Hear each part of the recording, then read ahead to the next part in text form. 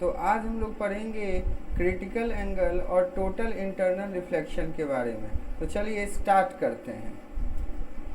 किसको कहते हैं क्रिटिकल एंगल? कहता है कि ऑप्टिक्स में the greatest angle eight which a ray of light travelling in one transparent medium can strike the boundary between that medium a second of lower refractive index without being totally reflected within the first medium।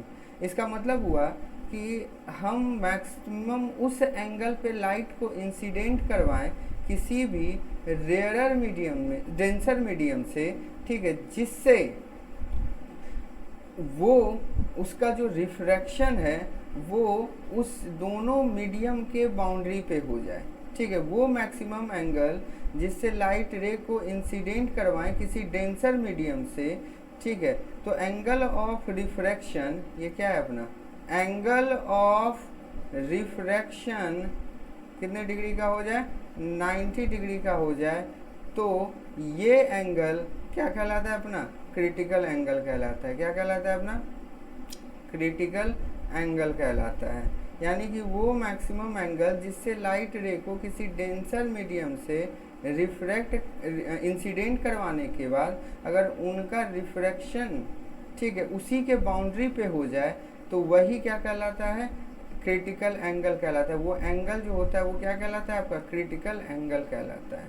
मान लेते हैं कि इसकी refractive index μ1 है और इसकी refractive index μ2 है।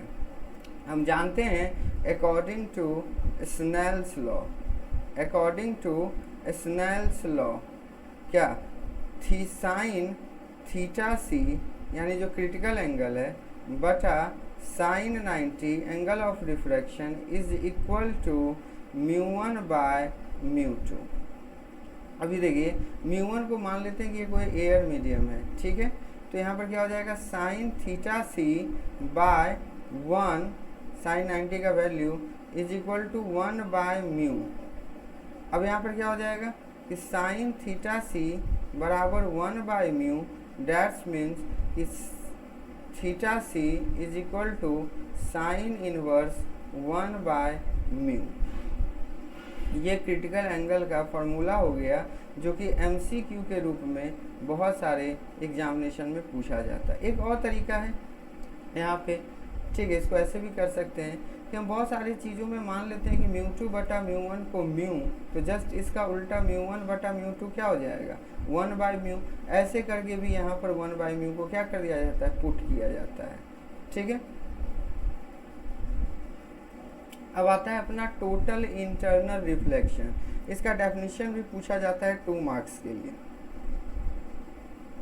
कहेंगे कि if a ray of light travelling from denser medium, किसमें ट्रेवल कर रहा है? डेंसर मीडियम में, और जा रहा है किसमें? रेयरर मीडियम में। ठीक है, लेकिन अगर angle of incidence critical angle से ज़्यादा हो जाए तो ये लाइट रे टोटली क्या कर जाएगा? रिफ्लेक्ट कर जाएगा, और यही फेनोमेनन क्या कहलाता है? Total internal reflection. ध्यान दीजिए कि अगर एंगल आई ग्रेटर देन हो जाए क्रिटिकल एंगल से, तो जो घटना होती है उसको हम लोग क्या कहते हैं? Total internal reflection. और वहीं पर अगर आई स्मॉलर देन हो जाए थीटा सी से, तो ये घटना हो जाती है किसकी?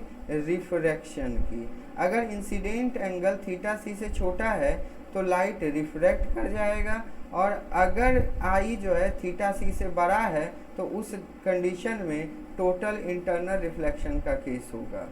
ठीक है, ये क्वेश्चन 2 मार्क्स में डेफिनेशन के रूप में पूछता है।